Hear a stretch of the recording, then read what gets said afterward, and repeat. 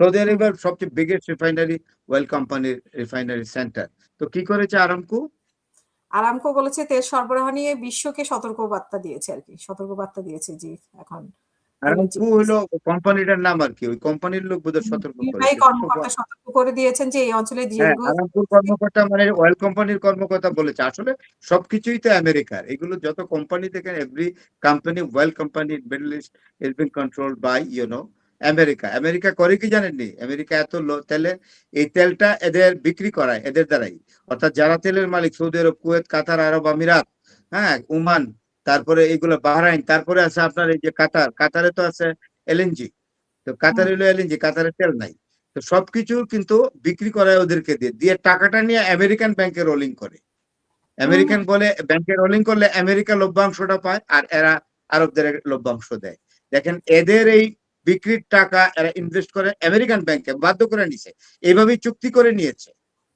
Agreement is like that you must invest your money by selling tel in our banks, in our financial institutions. আচ্ছা ফরাদ ভাই, আমি এটা বুঝতেছি না, মধ্যপ্রাচ্যে তো অনেক ক্ষতি হচ্ছে এই যে যুক্তরাষ্ট্রের সাথে তাল মিলায়, কিন্তু তারা কেন চাপ দিচ্ছে না ইয়েকে?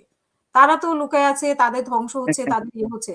তারা চাপ দিচ্ছে না, অলরেডি বোধহয় কাতার অত্যন্ত অসন্তুষ্ট হয়েছে আমেরিকার প্রতি। এবং আপনি বাই দিস টাইম জানেন যে বাহরাইনের আমির দৌড়ে পালিয়ে গেছে সৌদি আরবে, নাই। এবং তার দেশে এখন জেএনজি অ্যাটাক হয়েছে। জেএনজি বুঝেন না? অর্থাৎ যেভাবে নামে আর কি, বিভিন্ন দেশে ইয়াংরা যেভাবে শাসকের পতন, হ্যাঁ, ঘটানোর জন্য সিমিলার পিকচার। এবং ওইখানে যারা কাতারে যারা থাকে, দে আর রিপোর্টিং ইট ডেলিভারেটলি, যে সব কমন লোকরা সব নেমে গেছে, সাধারণ ইয়াং ছেলেপেলেরা এই আপনার পারিবারিক শাসনের বিরুদ্ধে। তো এই যুদ্ধের পরে মধ্যপ্রাচ্যের যে পারিবারিক শাসকরা আছেন, পরিবারতন্ত্র, এটা বোধহয় আর টিকবে না। এবং আরেকটা কথা বলি, সরি আমি আরেকটা শেষ করি। এখানে ডক্টর মোহাম্মদ মারান্ডি, উনি একটি তার ন্যারেটিভে বলেছেন, ও মানে স্টেটমেন্ট দিচ্ছিলেন যে আমরা চাই না মধ্যপ্রাচ্যে কোনো পারিবারিক শাসন থাকুক। Family dynasty must be abolished in middle east, democracy must be emerged বলে দিয়েছে। আমি আপনার কাছে আরেকটি বিষয়, যে চীন এবং রাশিয়ার অবস্থা কি এখন, মানে এই যুদ্ধের ব্যাপারে? চীন এবং রাশিয়া এখন কমিটেড ইরানকে অবশ্যই সেভ করতে হবে, এবং ইরানকে তার অবস্থান, ইরানের অবস্থান যাতে দৃঢ় থাকে, ইরান যাতে এই যুদ্ধটা শক্তিশালী ভাবে চালিয়ে যেতে পারে, সেই ব্যবস্থা যত করার সবটাই আমার মনে হয় রাশিয়া এবং চায়না করছে। অবস্থান ক্লিয়ার। মধ্যস্থতা না হইলে তারা, রাশিয়া এবং চীন বলবে যে তাহলে আমরা সর্বাত্মক সহযোগিতা করবো ইরানকে অস্ত্র শস্ত্র দিয়ে, আমেরিকারে জানিয়ে দিবে আমরা চাই না ইরান অ্যাবলিস্ট হয়ে যাক, আমরা চাই না ইরান সাবজুগেটেড হয়ে যাক, আমরা চাই না ইরানের তেলের খনি আপনি দখল করেন। ডোনাল্ড ট্রাম্পকে জানিয়ে দিবে যে we don't want that you are going to occupy the oil resource of Iran.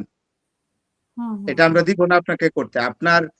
আপনার এত লোভ বেড়ে গেছে, সীমাহীন লোভ, আপনার আকাশ সম। সুতরাং আপনার যদি এইভাবে ইরানের তেল খনি দখল করা, ভূখণ্ড দখল করবেন, এগুলো করলে আমরা কিন্তু আমাদের স্বরূপে আবির্ভূত হব, যেটা আপনার জন্য সুখকর হবে না। তারাই তো বলে দিবে, দেখবেন আর 2 দিন পরে, যুদ্ধ 2-3 দিন চলে। এমনি পুটিন কিন্তু অলরেডি এখন নতুন নেতা সম্পর্কে, ডোনাল্ড ট্রাম্প বলছিল না আমি লিডার নিয়োগ করবো, ইরানকে ধর্মীয় নেতা হবে। তো ইরানের তারা তো ডিক্লাইন করছে যে who are you to exactly point are religious supreme leader, you are nobody. তো পুটিন সাথে সাথে অভিনন্দন জানাইছে ওই নতুন যে খামেনির ছেলে, যে মুস্তফা খামেনিকে, হ্যাঁ, মুস্তফা খামেনিকে তারা অভিনন্দন জানাইছে, এবং চায়নাও জানাইছে। তাহলে এটা মিন করে কি? It is the indication of the support, unconditional support of Russia and China to Iran. সর্বশেষ আপনার কি ধারণা, যুদ্ধ আর কয়দিন চলবে? আজকে তো সপ্তাহের কয়দিন হলো? আজকে কি মঙ্গলবার নাকি? আজকে মঙ্গলবার, হ্যাঁ, সপ্তাহে 2 দিন। ফ্রাইডেতে শেষ হয়ে যেতে পারে, সম্ভাবনা একটা আছে ফ্রাইডেতে। ফ্রাইডে হয়তো মিডডে দুপুরের মধ্যে শেষ হয়ে যেতে পারে। আমরা সেটাই আশা করি, ফ্রাইডে যেহেতু ভালো দিন, শুক্রবারে শেষ হয়ে যাক, তারপরে আমরা একটা ওরা আক্রমণ করে আমেরিকানরা আক্রমণও করে শুক্রবারে আর আক্রমণ বন্ধ করে শুক্রবারে। এটা আপনাকে অলিখিত ভাবে আমি জানাই রাখলাম না, তথ্যটা। তারা তো থ্যাংক ইউ। শনিবারে আক্রমণ শুরু করছিল। শনিবারে না, করছিল না? আসলে আসলে আয়োজন করে শনিবারে আক্রমণের। হুম, শুক্রবারে। এটাকে আমরা শুনতে এটা শনিবার হয়ে যায়। বা শনিবার হয়ে শনিবারের ১ম একদম সকালের দিকে। অ্যাকচুয়ালি সমস্ত অ্যাটেম্পটেড এন্ড ইনিশিয়েটিভ সবটাই শুক্রবারে। জি।